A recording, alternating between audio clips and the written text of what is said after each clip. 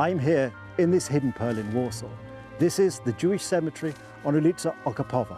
This cemetery opened in 1806, and since then it has served the Jewish community in Warsaw. But it's more than that. It's a valuable historical resource. When so much else was destroyed, during the Second World War particularly, this place survived remarkably. We'll be meeting some of the people who are restoring it, who are keeping it going. So do join me on this exciting episode of Poland Daily History.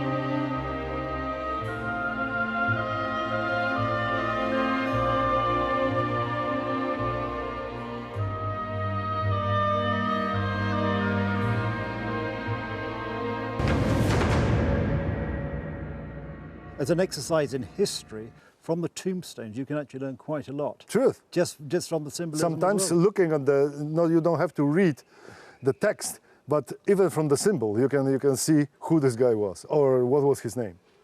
That's how it is. Not necessarily, but very often. I suppose that's actually not just. I think that's not just necessarily in the Jewish tradition. I think in other areas, you can go and you can see all sorts of symbolism for. Heraldry is another way that people indicate things on gravestones in England and elsewhere. And you learn what these symbols actually mean, and that's fantastic. But just one point that strikes me, because we're here on, this cemetery is located on Okopowa Street in Warsaw. And of course, Okopowa Street, it's probably quite interesting, was originally, the word means essentially rampart or ditch. And this was, of course, right on the border, this large ditch, defensive ditch, which was built around Warsaw. Yes, and of course, the cemeteries were on the other side. That's what the name of the street was taken from. But originally, before the war, the cemetery wasn't called at Okopowa Street. No. Despite the fact that Okopowa Street was existing that time. Before the war, it was called Gęsia. Yes. Gęsia Cemetery.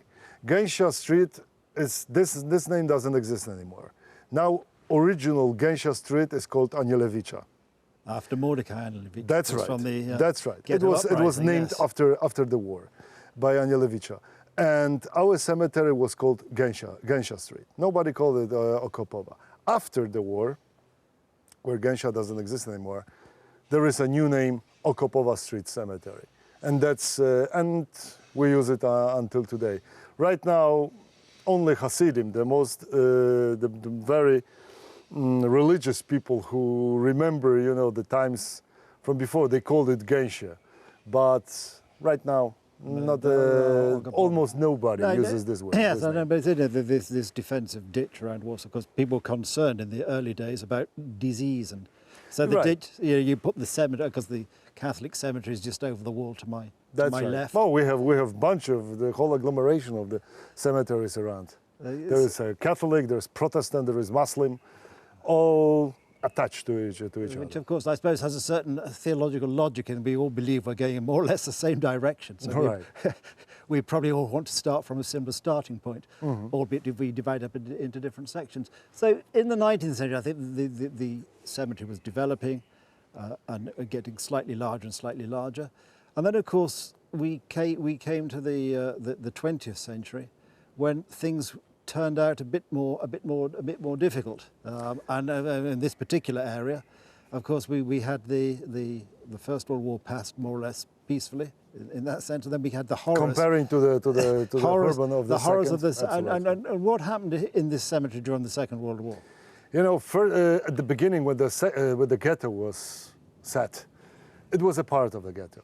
Afterwards, very shortly later, they excluded it from the area. There was a separate gate and separate permission to enter the cemetery.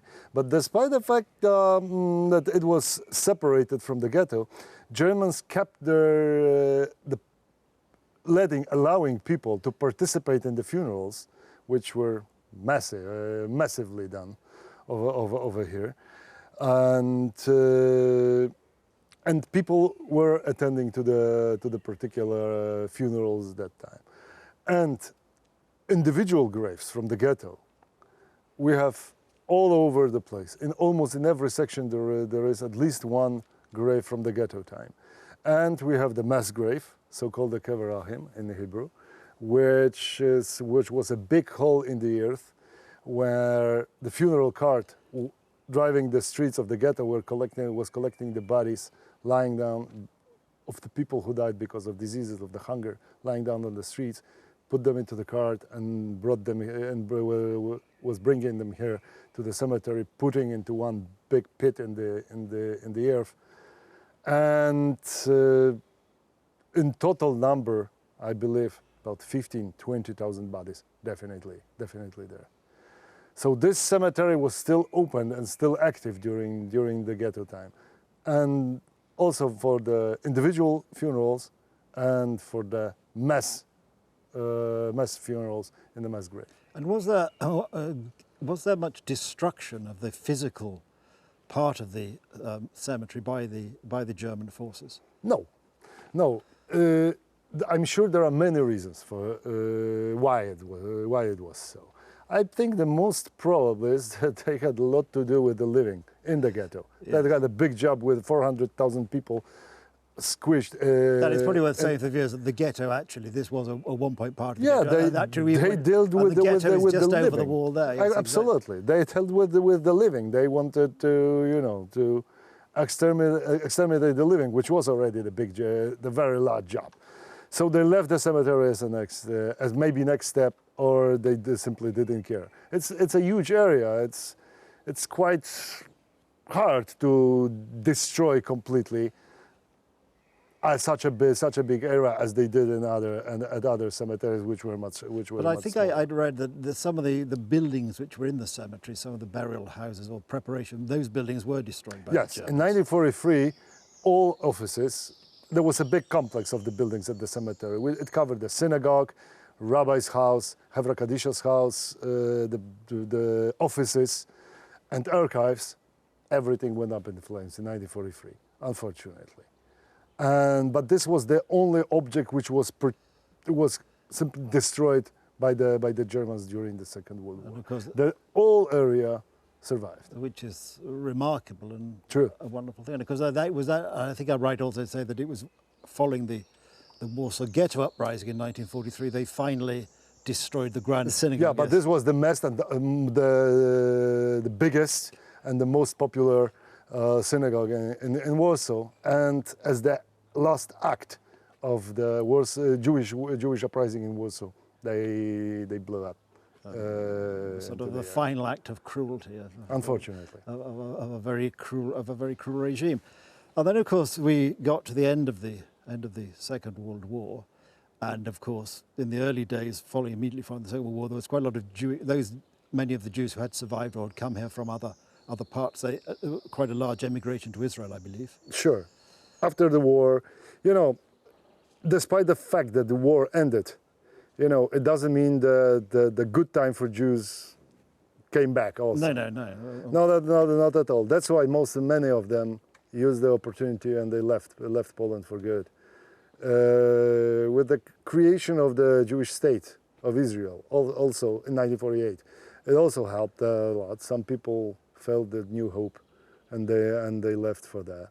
And later on, obviously, Gomułka time, 1968. Some more people leaving, unfortunately. Sure. But I think, unfortunately, we've now moved full circle. It seems that people are actually able to come back. That it's a lot safer, we're returning to the... Today? Yes, Right. In the, my feeling is, and having read it, that people do feel that we're beginning to see now that for Jewish folk, Poland is a safe place again. That's true. I admit it, absolutely. But I don't see so many people coming back.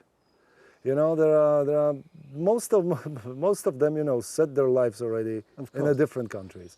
They have families there. They put their roots into that. So that's why they don't want to come back. Especially also those who remember the pre-war time over here and who had not so nice memories with that. Sometimes the people don't have good memories with the even pre-war Jewish life in Warsaw, in Poland. So they don't want to have anything to do with that. So the people who come back and settle here, not that many. Not many. I'm sure there are few, but considering the number that left. Well, I think that would be true of anybody. Once you go to a different country and you establish your life there, without some major life, normal thing, normal life, and yet remarkable to think that throughout all this tumultuous history, this cemetery has continued to function from the day it was founded in 1806. I mean, that in itself is a remarkable. Yes. A remarkable achievement, despite the history around it, even at the darkest days of the Nazi terror, if we may call it that. This, as you told us earlier, this cemetery kept functioning as a cemetery. That's true. During the communist time, and it does even today. Despite the fact that the Jewish community is not very big, very large right now, and unfortunately, not every Jew who dies in Warsaw is buried at the Jewish cemetery. That's very big pity and very big shame. We have about up to 20 funerals a year, which is not that many. And we have a new section and nowadays funerals are being provided. But the fact that if it's only 20 or 30, the fact that it's still continuing, I think that is the important point. The continuity is it's the continuity. Sure. It's the fact that despite the history, despite the great tragedy in Poland, and particularly, I think, of all the tragedies, the Second World War is the worst. Mm-hmm. Despite that, this cemetery has continued to function, continued its original purpose in providing a resting place for the Jewish population, even from 1806 to here we are in 2019, still, despite everything, functioning. Absolutely. And I think until Messiah times. Exactly, and I think that is the remarkable thing. That it is kept going at a time when you might have thought, or dark days when you might have thought the world had ended, and of course it did tragically end for some people, but still this place, this holy place for Jews, this cemetery is still functioning today as it had done from the time of 1806. 100%. And that's remarkable. True. And thank you for sharing this history with us. Thank you.